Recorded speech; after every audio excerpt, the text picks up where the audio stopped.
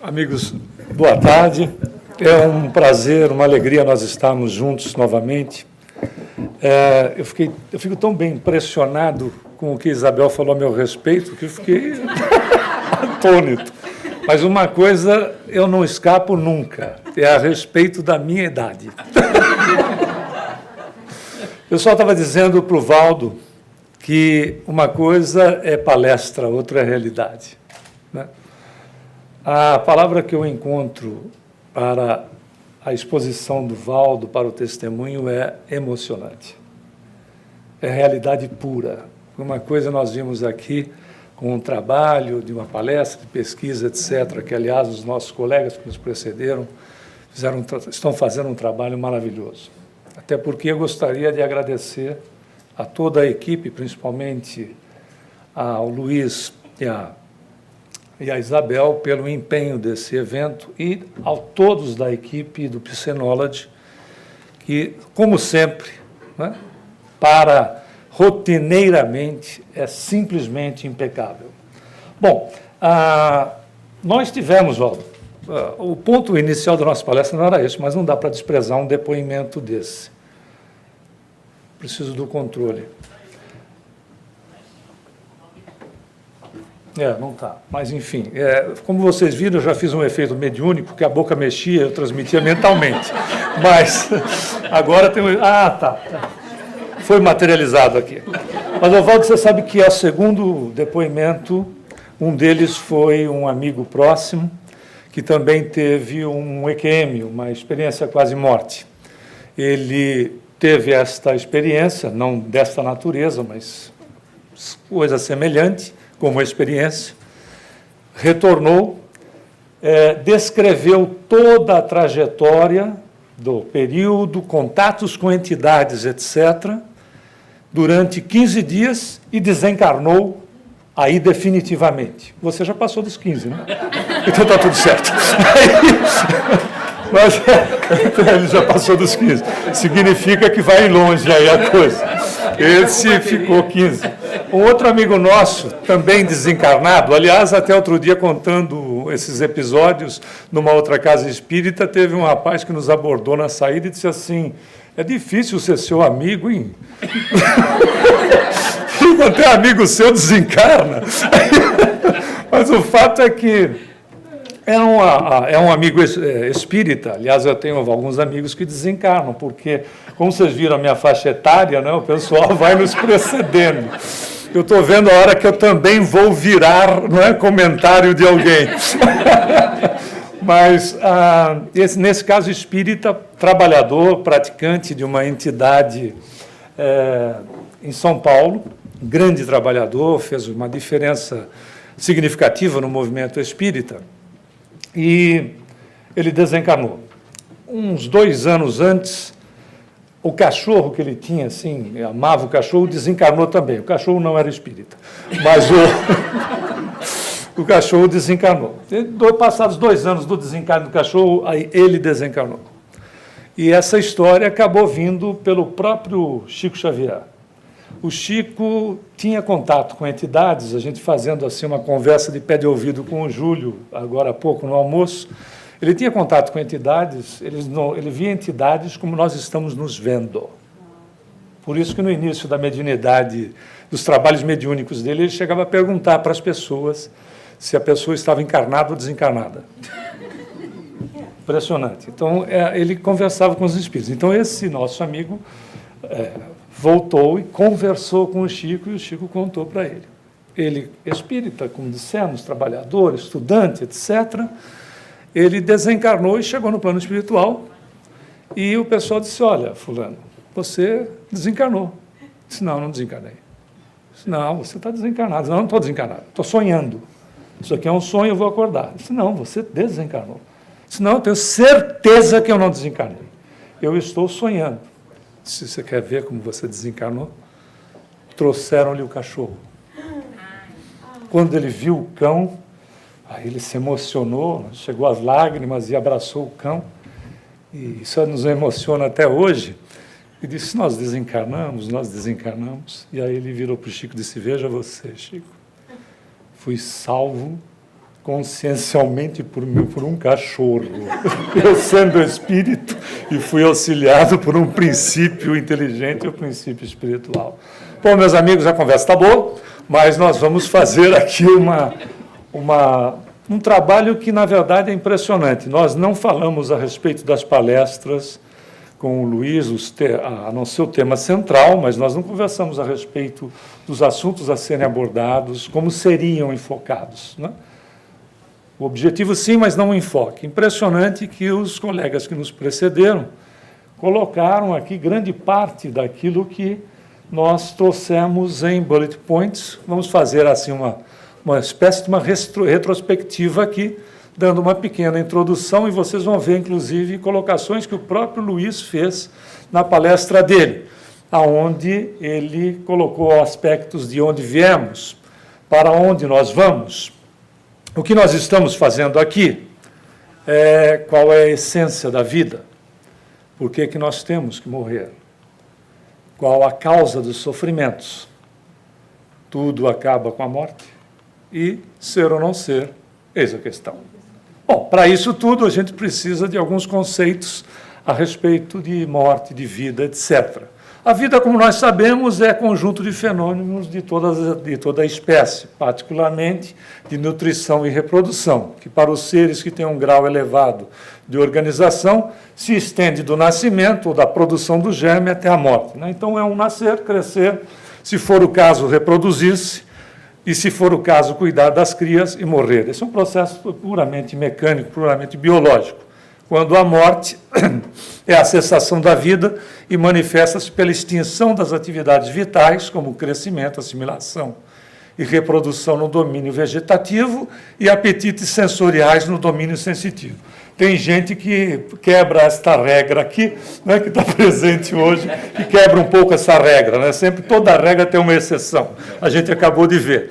E, naturalmente, como apresenta a doutrina espírita esse aspecto que, por vezes, mesmo entre os espíritas, há tanto temor, não é? Ela nos diz o seguinte, que é pura e simplesmente o desprendimento total do espírito do corpo físico em consequência da ruptura do laço fluídico, que prende ou liga um ao outro, quando então há o chamado falecimento. Por isso que depois do almoço não desdobre, não é? Porque você já percebeu que, em saindo, pode ser que não se volte. O ponto todo é tão impressionante que a doutrina vai nos trazer, compilar, facilitar informações que estavam colocadas já há muitos milênios, inclusive, mas de uma maneira mais complicada. O Kardec, como um verdadeiro mestre que era, nos traz a respeito desse aspecto, só tratando do perispírito, ele já nos facilita a compreensão em relação a nós mesmos.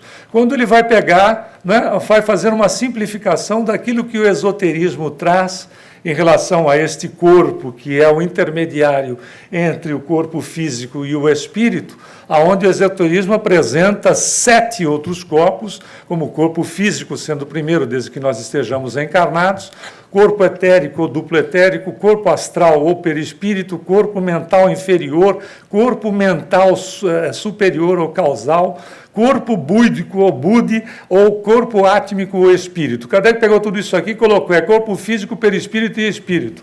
Ok? Dentro desses aspectos, André Luiz viria ampliando um pouco, mas continuando, simplificando, ele vai colocar para nós como, né, espírito, corpo mental, corpo espiritual, se estivermos encarnados, duplo etérico e, claro, o corpo físico. Em desencarnados, nós não teríamos, não é, esses 2 corpos aqui, e voltamos para o corpo, para o plano espiritual, dentro desta configuração. Muito bem, não é muito o nosso caso, mas apenas para verificar, nós deveríamos desencarnar assim. Ou seja, sairmos do corpo completamente conscientes. Essa deveria ser a condição do ser, não é, que aos poucos vai evoluindo e entendendo o processo da vida e da continuidade dela. Não é? Simplesmente, hoje pela manhã, você colocou uma vestimenta mais apropriada à temperatura que está em Orlando, não é verdade? Se a temperatura mudar amanhã, né, e for mais quente, você vai colocar uma vestimenta que seja mais adequada ou seja mais leve. É exatamente só isso que acontece. Mais nada.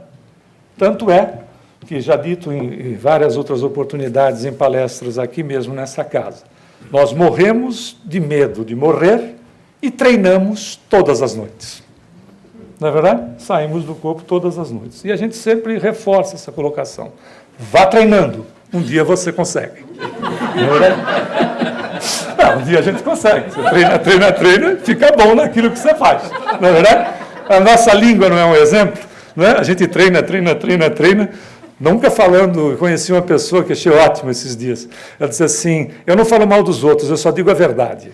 Aí, então, na realidade, é assim, né? E aí, André Luiz, na mensagem A Língua, que ele é muito feliz, ele diz o seguinte, a língua, apesar de ser um músculo, ela não ganha volume à medida que nós utilizamos ela. Porque senão a gente ia carregar nossa língua num carrinho de pedreiro, né? Aquele linguão enorme. Ela fica só um pouquinho mais fina, vocês já perceberam? Dá uma sibiladinha assim, mas de resto está tudo certo. Mas o fato é que a gente devia sair do corpo como nós chegamos, né? Chegamos ou porque... E também seria a mesma coisa que sair, como chegar. Tranquilos, com a consciência tranquila. Via de regra, a gente sai, é desse jeito. Não bonito assim, mas é desse jeito. Tipo, sai dormindo, tem gente que vê túnel, tem uns que não veem túnel, aí é um problema. Mas, enfim, nós vamos chegar nisso porque ele é um processo só. É apenas um processo, nada mais. Quais são os aspectos históricos dela, né, que vive, por vezes, nos assombrando com essas figuras que foram ganhando, não é, uma performance impressionante? Na realidade, na antiguidade, como é que funcionava? Prevalecia o sentimento natural e duradouro de familiaridade com a morte. Porque Sócrates, o próprio Sócrates, por exemplo, ensinava-nos que a filosofia nada mais era do que uma preparação para a morte. Nas sociedades tribais, o problema da morte praticamente não existia, porque o indivíduo tinha um peso muito diminuto em relação à coletividade. Quando ele tinha um peso significativo, alguns historiadores tendem a fazer essa colocação, que nós já procuramos a respeito, e ela não é unânime, ele passava a ter um destaque na tribo. Então, apesar dele fazer parte da sociedade dos mortos, né, que deixando de viver, a pessoa imediatamente fazia parte da sociedade dos mortos, inclusive com a possibilidade de se comunicar com os vivos. O indivíduo que tinha certa representatividade acabava sendo, por vezes, cultuado dentro do grupo tribal e, com o tempo, inclusive, dentro do grupo familiar. Do grupo tribal pode-se ter a origem da própria palavra Deus, que poderia ser homem morto, ou seja, onde o indivíduo passava a ser cultuado. E é tão interessante que nessas sociedades eles aprenderam com a observação. Eles perceberam, e por isso começaram os processos de inumação. Cremação é antes disso, 7.000 anos antes de Cristo, mais ou menos, e inumação 5.000 anos, que é o sepultamento. Eles começaram a proceder com a inumação com, inclusive, os objetos que pertenciam ao desencarnado ou ao falecido. Porque tinha gente que tinha mediunidade de clarividência. E quando o sujeito desencarnava, né, até acho que o Júlio já fez essa observação, para onde a gente ia? Onde é um ponto de referência se nós desencarnamos? Não precisa ser agora. Mas qual é o ponto de referência? A sua casa. O indivíduo voltava para onde? Ele nem saía da tribo. E ele era visto. E quando ele era visto, alguém mais inteligente disse, ele veio aqui para buscar as coisas dele. Então enterra ele com tudo. Bota lá o arco, a flecha, tudo que pertencia. Já despacha ele com tudo, porque ele não volta para buscar as coisas. Mas olha que coisa interessante. Apesar de ser um processo de observação, passou a ser um processo higiênico dentro da estrutura da tribo, que o indivíduo também não era abandonado. Mas não só isso. A noção do respeito ao indivíduo.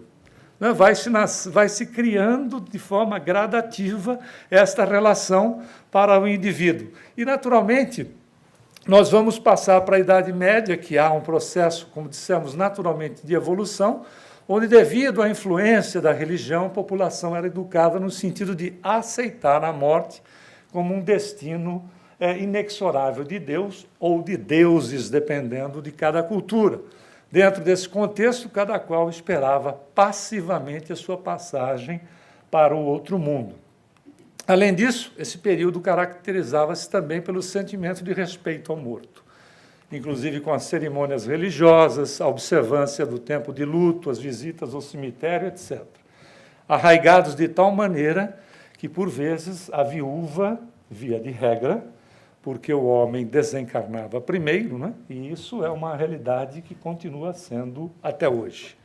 Via de regra, né, na sociedade como um todo planetária, o homem desencarna primeiro. Né? Vocês são o sexo frágil e a gente mora primeiro. É uma coisa engraçada essa de sexo frágil. O fato é que é porque a gente arruma muita confusão entre nós. Sabe? O mundo vai ser uma beleza quando ele for patrocinado, for gerenciado, ou melhor, for administrado por mães. Já são. Mas por mães. Né? Mas eu estou dizendo nas presidências, né? Serão administrados, serão gerenciados por mãe, porque a mãe nunca vai querer botar o filho dela para guerrear com o outro. Não é verdade? A começar desse particular.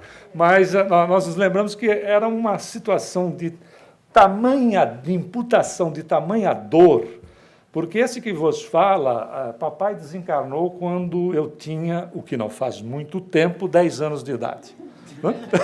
A rigor faz 35 anos atrás. Segundo disseram, eu tenho 45.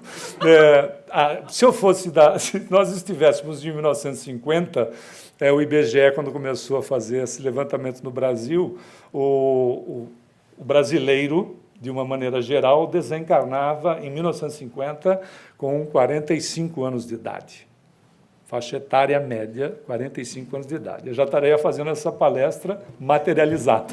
Está vendo aí, minha amiga, o que é ectoplasma? Já estaria utilizando o ectoplasma e estaria fazendo materializado. Era tão absurdo que me lembro que mamãe usou luto durante muito tempo. E quando ela foi saindo daquela vestimenta negra, que hoje negro é moda, né? Emagrece, coisa do gênero, mas quando ela foi saindo, não podia sair abruptamente. E não era Idade Média. Não era Idade Média.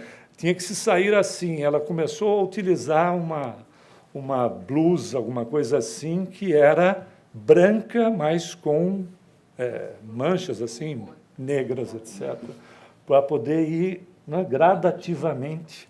Era uma coisa chocante, porque imagina, né, um garoto de 10 anos com uma relação que não entendia bem e coisas do gênero, como a gente vai ver aqui, por exemplo. As pessoas, nesse período, que era exatamente o contrário, ainda é o contrário hoje, elas morriam em casa. As crianças podiam passar e brincar junto ao féretro e geralmente ocupava o lugar mais destacado da casa. Qual era o lugar mais destacado da casa? A casa, via de regra, era um cômodo. Não, era um cômodo. E quando tinha uma mesa. Então pegava o cidadão, que havia desencarnado, e botava em cima da mesa. E em torno do cidadão, tudo acontecia. As crianças estavam lá, o pessoal tinha que comer, devia ter um espacinho, empurrava um pouco do lado para fazer alguma coisa desse gênero, mas só podia ser isso. E vai ver que é isso que foi preservado, né? O pessoal tem gente que vai em velório para comer docinhos, brigadeiros, não sei o quê, etc. E falar mal do desencarnado, inclusive que pode estar consciente do lado dele. Vi de André Luiz, vi de o livro Voltei, do irmão Jacó e tantos outros, que o indivíduo estava consciente ali na lateral do caixão. Mas, muito bem, o que acabava acontecendo era uma coisa normal, onde a criança participava desse episódio.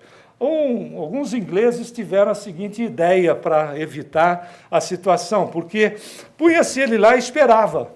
Porque se ele tivesse, sem conhecimento de causa, evidente, mas pela experiência, se ele tivesse catalepsia e tivesse, de repente, ou fosse um estático e, de repente, levantasse, estava ali na mesa mesmo, né? Estava vivo. Mas também tinha um outro detalhe, a grande maioria não era cataléptico nem estático. Então começava o processo de putrefação do sujeito dentro de casa. Então o cara teve uma ideia, disse, bota esse cara num caixote, Mas o caixote não era hermeticamente fechado. Bota na cova e não joga a terra em cima. Amarra uma corda no pulso dele e amarra num sino do lado. Se ele estiver vivo, quando ele puxar, vai blém, blém, blém, a gente vai lá e tira ele. Se ele não tiver, a gente joga a terra em cima. Vem daí a expressão salvo pelo gongo.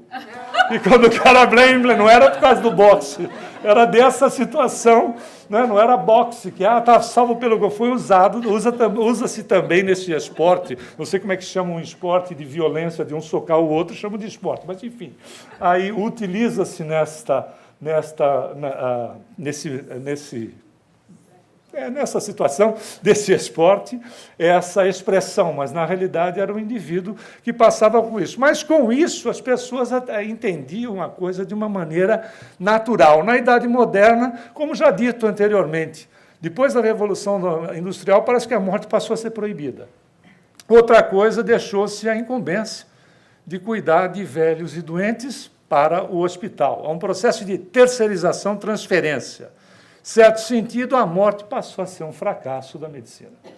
Então, o médico, por exemplo, se nós não temos um entendimento a respeito do que está se passando, por vezes as criaturas se revoltam com o médico, porque o médico não conseguiu, como se ele pudesse ter capacidade de fazê-lo integralmente, salvar aquela criatura. Depois de morto, o defunto é encaminhado ao necrotério, onde se faz velório longe das crianças. Então, veja, vai se criando no inconsciente infantil, né, a questão da relação afastada por uma situação que é um processo. Né, é o processo da mudança de dimensão pura e tão somente, que é o que acontece pura e tão somente. E, para elas, a gente costuma dizer que é sono duradouro, para outras é porque eles estão descansando nos jardins do Éden, e por aí vai. E a sofisticação chegou até o ponto de se criar o funeral home, que é o embelezamento do cadáver, onde as coisas, claro, natural, né? Tá lá, tem que ser apresentado, é uma coisa onde, por vezes, vai até para o excesso da situação, sem a necessidade. E, claro, que as crianças, via de regra, afastados de todo esse processo que, a rigor, todos nós teremos que passar, não é verdade? Vamos falar um pouco do caráter da vida, a dar um pouco de sossego. A questão da ocupação em relação à vida. O primeiro caráter que nós encontramos na vida é o da ocupação, ou seja, viver é ocupar-se, viver é fazer, viver é praticar. Outra coisa mais é um pôr e tirar das coisas, é um mover-se daqui para ali. Essa é a nossa existência. Mas, se a gente olhar com mais atenção, a ocupação com as coisas não é propriamente ocupação, mas preocupação. A gente se preocupa. E o que acaba gerando para a criatura que se preocupa é uma série de enfermidades que vai levá-la para o desencarne mais rapidamente possível. Nós só precisamos nos ocupar. Até porque é assim, a gente se preocupa primeiramente com o futuro que não existe, para depois acabar sendo uma ocupação no presente que existe. Mas a ONU apresentou um levantamento há cerca de uns 3, 4 anos atrás, dizendo o seguinte, fazendo uma média nessa pesquisa em relação a todas as sociedades do planeta. As criaturas vivem, a rigor, 75% do seu tempo no passado, 20% do seu tempo no futuro e 5% do seu tempo no presente. É impressionante. 75% no passado, já foi, a rigor.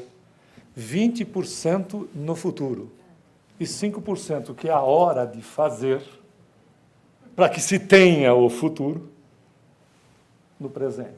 Conclusão, o que é que se tem de futuro? Muito pouco, não é verdade? O investimento, sem menosprezar. O passado é o quê? Experiência, alicerce, aprendizado, construção, para se chegar aqui. O futuro é o investimento do trabalho realizado hoje. Se não há investimento no hoje, quem não tem investimento no presente, não tem futuro. É tão simples, né? Por isso, o nosso Valdo acabou de dizer, foco. Vocês ouviram quantas vezes ele disse a palavra que foi dita para ele?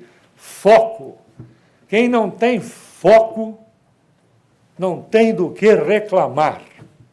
Vocês já conheceram pessoas que fazem várias coisas ao mesmo tempo e que dizem ter 10 prioridades? Quem tem 10 prioridades não tem nenhuma. A gente na vida tem que ter 2, 3 no máximo.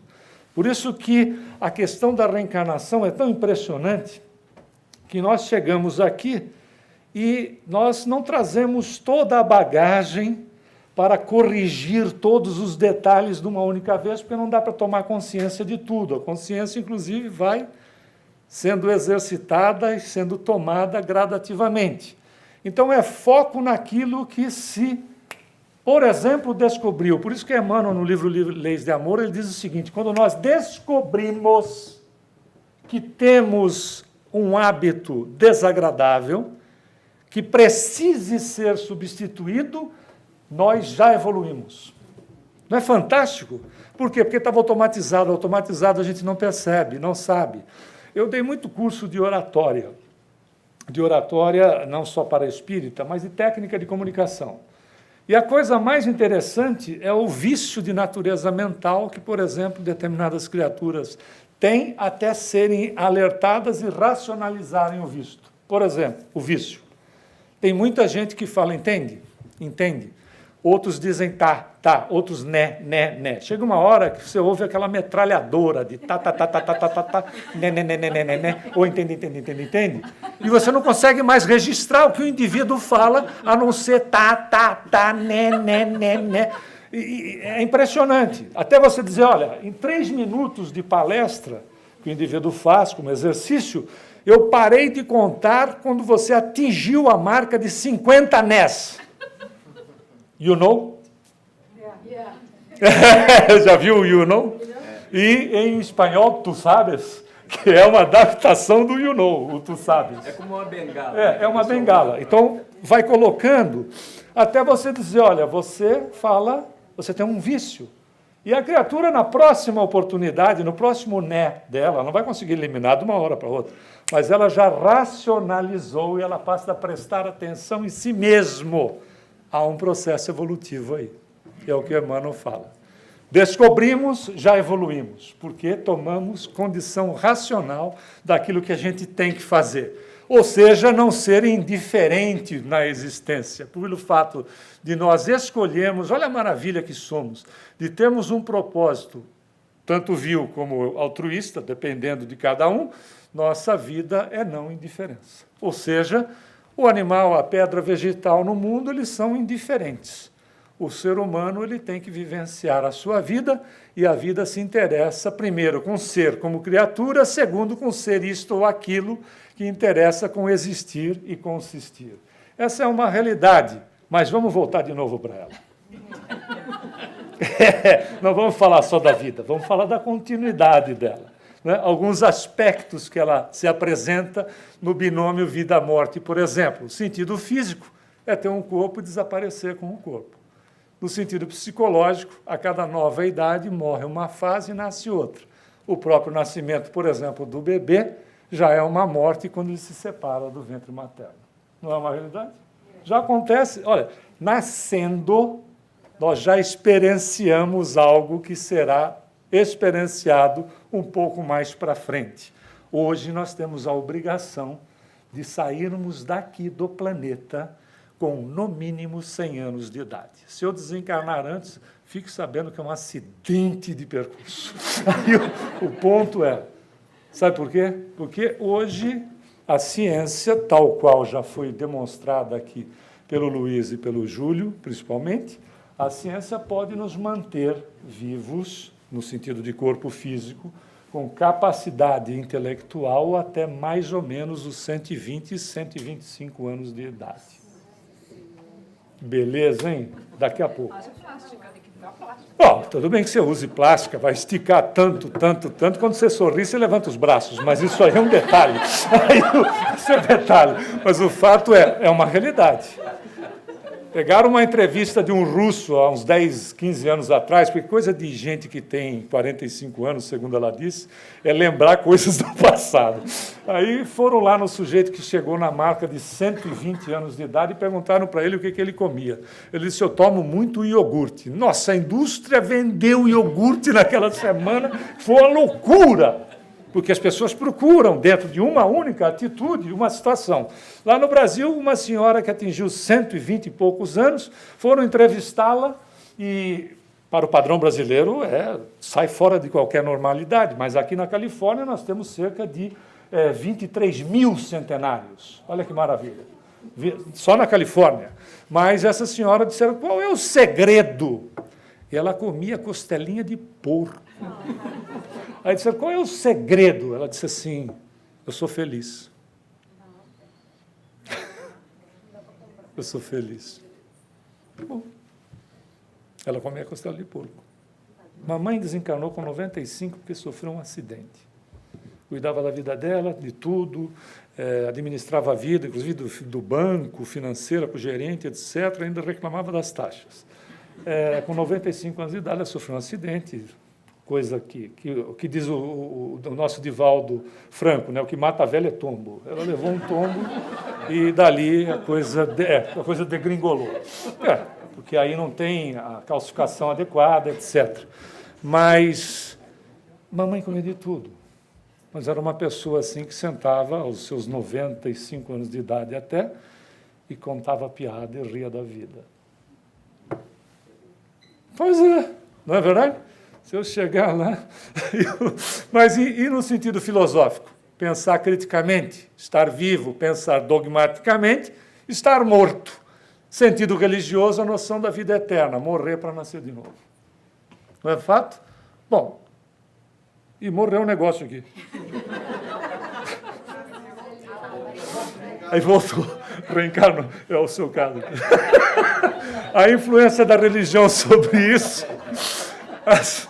As religiões têm exercido poderosa influência nas atitudes do indivíduo em relação ao passamento. Ou seja, no catolicismo, a imagem do fogo eterno queimando as nossas entranhas, coisa que está havendo uma alteração significativa, inclusive em relação ao novo Papa, né, recém-empossado, que vem demonstrando algumas atitudes, etc., de quebrar certas estruturas importantes, porque são 2 bilhões e 200 milhões de católicos no mundo. É a maior religião do planeta. Na doutrinas orientais, a volta do espírito em um corpo animal. Processo nítido da metempsicose, né, trazida por influência dos capelinos. Imagina, nós estamos nesta configuração maravilhosa, né? Principalmente muita gente jovem aqui presente, alguns jovens há mais tempo, não é verdade, Alexandre? Mas o fato é que essa configuração maravilhosa, trajes fantásticos, perfumes maravilhosos, etc., uma vida de conforto, você sai deste planeta e vai para um planeta primitivo, aonde o padrão de beleza é ter mais pelo no corpo todo. Imagina, o que está acontecendo? Estou punido e estou regredindo para um corpo animal. Tanto é que foi tão forte a influência em várias regiões do planeta, e ainda em doutrinas orientais ainda é muito forte, que a moça ou o rapaz extremamente agressivo, a moça reencarnaria como uma tigresa, no bom sentido, e o rapaz como um tigre, ou ela como uma leoa, que vocês costumam ficar quando estão contrariadas, ou ele como um leão que acha que é. Aí, dentro de casa, principalmente, né? Quando ela diz, vá lavar a louça, e a gente sempre fala mais alto, já vou! Aí o ponto... E o fato sempre, né, a voz, é claro, é grave, a voz da feminina é aguda. E se a pessoa fosse descompromissada com a higiene, reencarnaria como um porco ou uma porca. Coisas do gênero. Você imagina o que ia ter de cascavel pelo mundo por causa da língua. Mas o fato é, dando continuidade, além da questão religiosa, aos erros de abordagem. Por exemplo, tudo termina com a morte, a imersão no desconhecido, o excesso de preparação para desenlace, dúvidas com relação à imortalidade, né? Ou seja, as coisas foram sendo colocadas de uma maneira completamente deturpada, distorcida, ilusão de sermos indispensáveis para a família, logo o temor. Né? O temor, e o Allan Kardec, no livro Céu e Inferno, vai tratar exaustivamente desse problema, porque ele diz-nos que o temor da morte decorre da noção insuficiente da vida futura, embora denote também a necessidade de viver e o receio da destruição total. Segundo o ponto de vista do codificador, o espírita não teme a morte, porque a vida deixa de ser uma hipótese para ser realidade. Se nós tememos a morte, é porque, de fato, nós conhecemos pouco em relação a nós mesmos.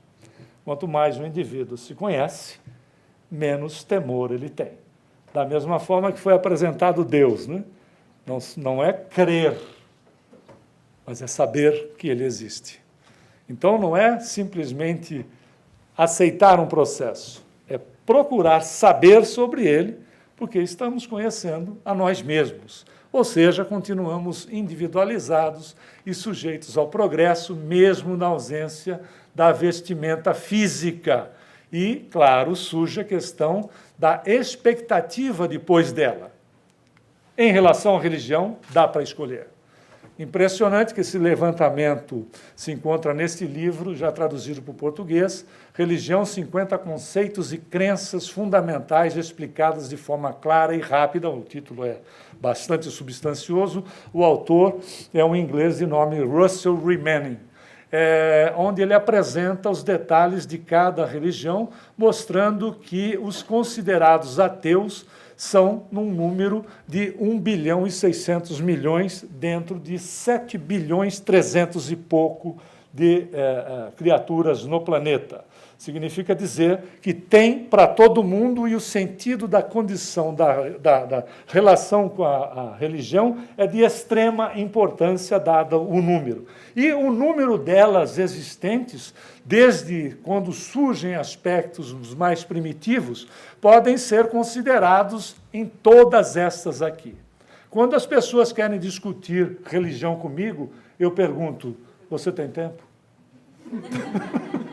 Porque, na realidade, essa é a condição, ou seja, tem de tudo para todos, de todas as maneiras, para atender a criatura nas suas necessidades em relação à questão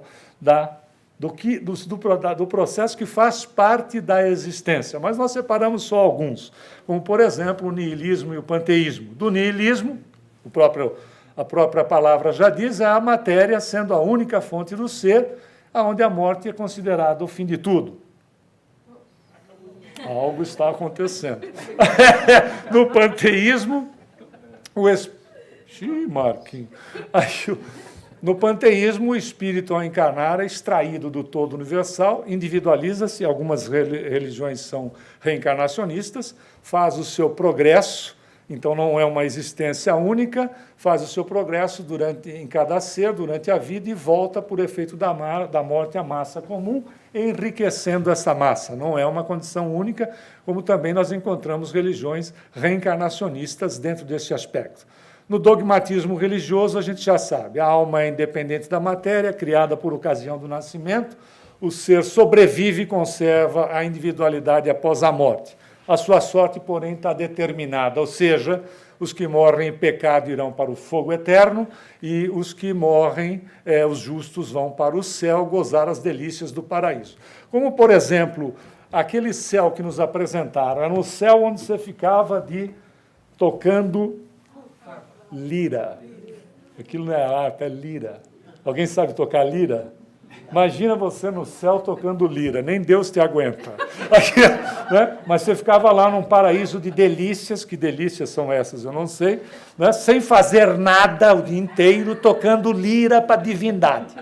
Ou em estado zen, né? Ficando cultuando a divindade, que a gente não sabe o que é, apesar de defini-la, né? Racionalmente, estamos dizendo.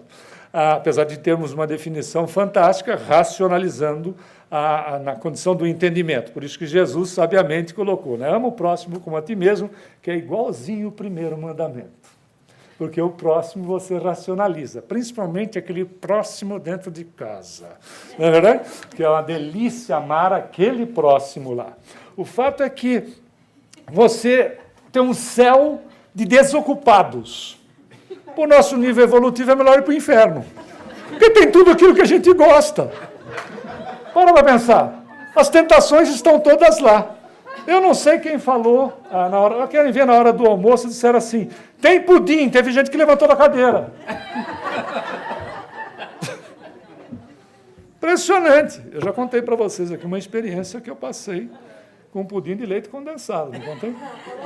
Ah, eu adoro um calzinho. O Chico adorava o calzo, o Kardec adorava calzo, por que ele não vai gostar? Todo mundo já deve ter experimentado, pode ser que não seja da sua preferência, pudim de leite condensado.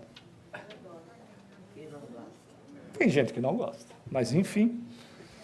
Eu estava para fazer uma palestra num centro espírita e cometi a felicidade de estar do lado da cantina. Nisso chega uma criatura, uma doação, que estava com uma forma coberta por um pano, e aí ela chegou, entregou, a moça pegou lá uma travessa lindíssima, tirou o tecido e eu olhei. Foi um processo hipnótico, vampiresco até, porque aquela coisa me atraía. Eu me sentia atrair para dentro da forma. Aí ela fez assim.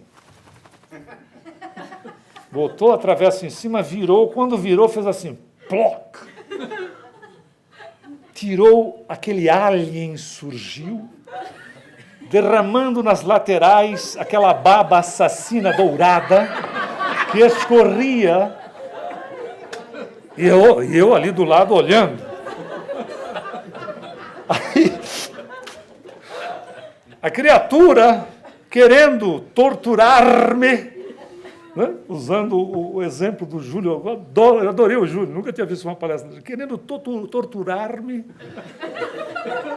cortou uma lâmina substanciosa daquela criatura, enfiou a espátula por baixo, colocou no prato e deixou que ela caísse lentamente.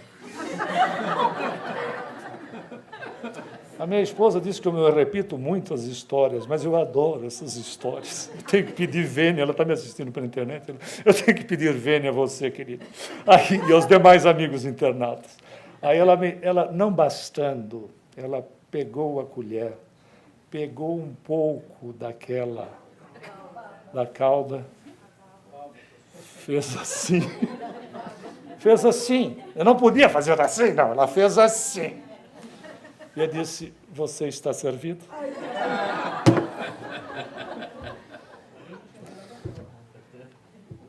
É melhor ir para o inferno. Tem pudim de leite condensado, a gente vai cuidar da vida dos outros, primeiro, depois da nossa, e assim sucessivamente. É uma coisa. Onde é que está a nossa tentação? Percebeu? A tentação está naquilo que a gente gosta. É o que nós temos que trabalhar, aquilo que a gente gosta. Se gosta de fazer o bem, seja tentado eternamente. Se não, dá para a gente ter consciência e fazer mudança. Bom, mas aí você aceitou o pudim, claro. Mas é óbvio, né? Fazer o quê? Eu sou filho de Deus. Aí, tem palestra, me dá este pudim aqui.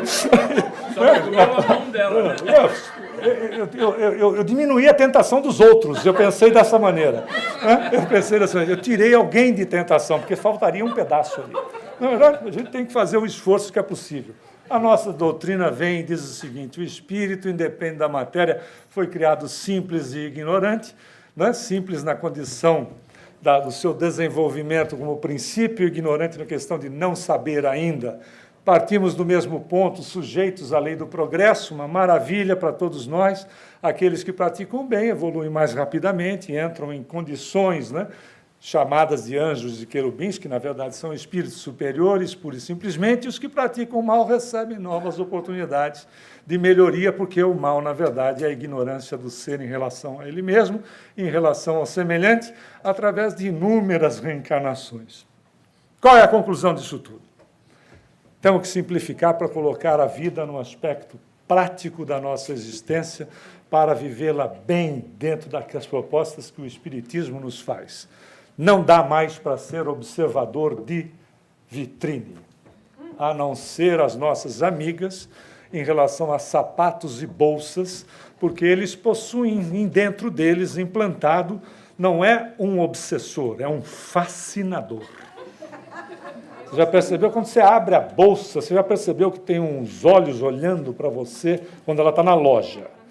Né? Ela tem uns olhos que saem de dentro e alguém te diz mentalmente, me leva, me conduza pela sua vida, faça de mim o que você bem entender. E o sapato, então?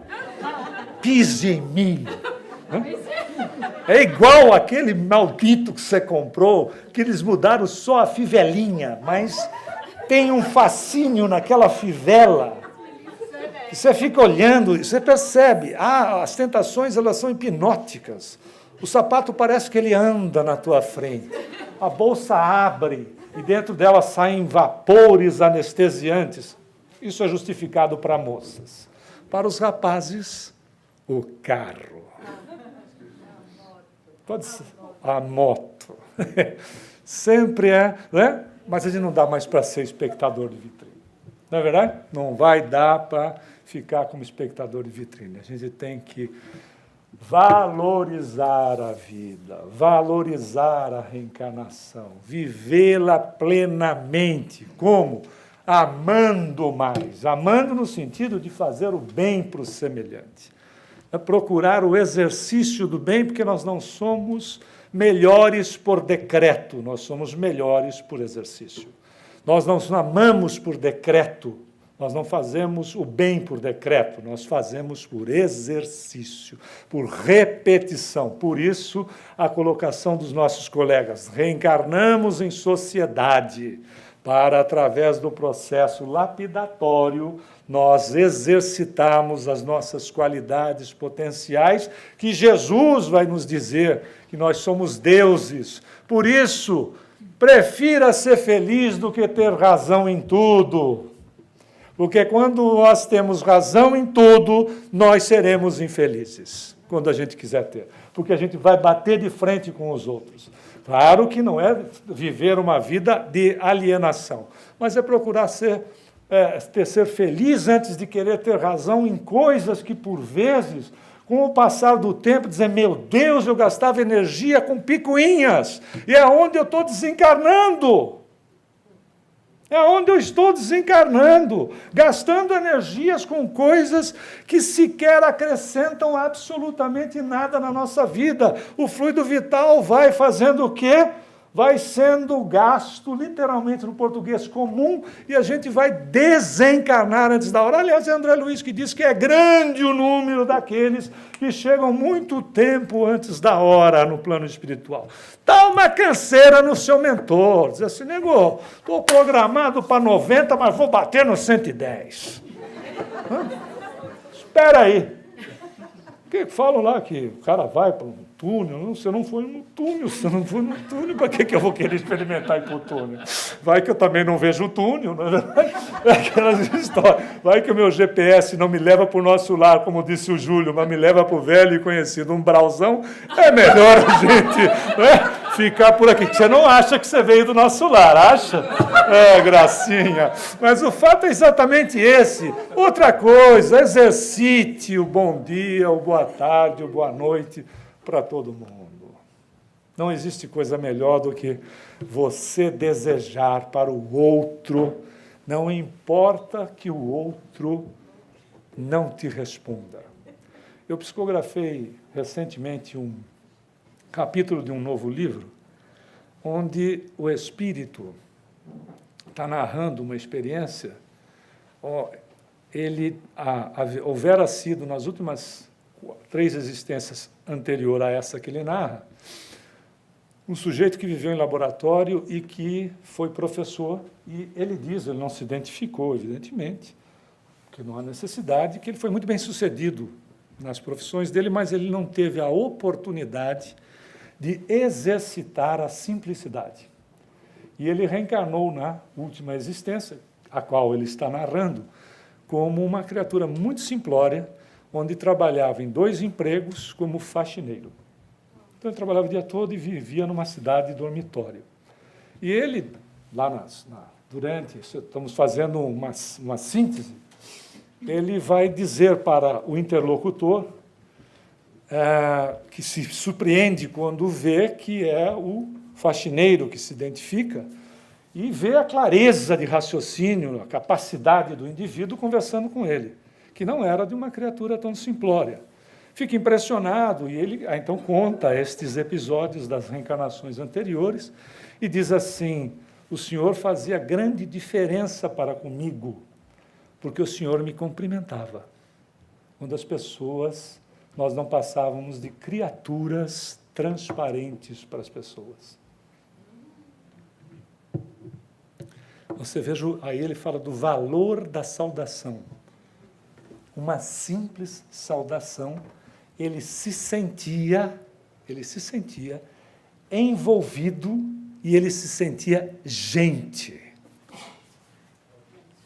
Dr. Bezerra de Menezes, quando estava encarnado, essa história é um pouco longa, mas ele ajuda um rapaz numa situação de penúria com um abraço. Essa história é muito conhecida do Dr. Bezerra, que ele não tinha nada para dar para o rapaz, que estava desempregado com a esposa doente e os filhos passando necessidade de alimento, passando fome.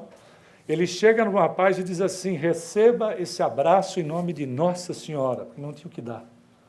O rapaz, depois de algumas semanas, volta para a FEB, que ainda era a instituição no Rio de Janeiro, encontra o Dr. Bezerra descendo a pequena escadaria daquela unidade, e, quando ele encontra, ele vem agradecer o Dr. Bezerra e ele diz que ele tinha saído dali, naquele dia, que receberam o abraço, e ele voltou para casa e o Dr. Bezerra tinha recomendado: chegue em casa e abrace a esposa e os filhos em nome de Nossa Senhora. E ele houvera feito isso. E aquele dia eles foram se deitar sem alimento, mais uma vez.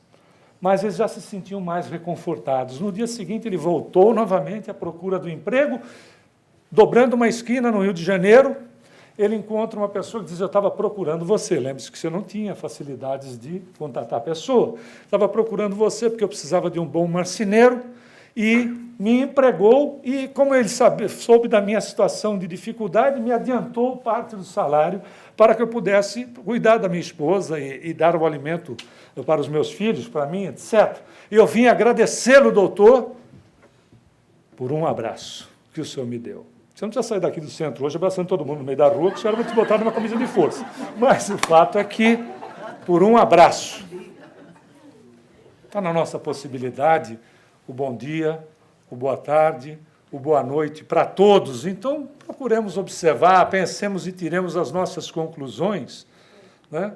Porque, na realidade, a vida é isso aqui, é uma estrada iluminada. Não dá para passar por ela, né, agindo como se tivesse morto diante da abertura espiritual que a vida nos concede a cada instante. Por isso, a necessidade da valorização dela nos mínimos atos, prestando atenção, conforme o slide anterior, e nos observando.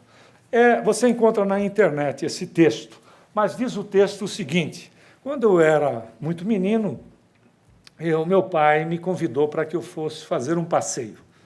E nós fomos num recanto belíssimo do sítio onde nós morávamos, e ele, de repente, observou: você, além do canto dos pássaros e do murmurar da cachoeira, você ouve mais alguma coisa? Aí eu prestei atenção e percebi o barulho de uma carroça.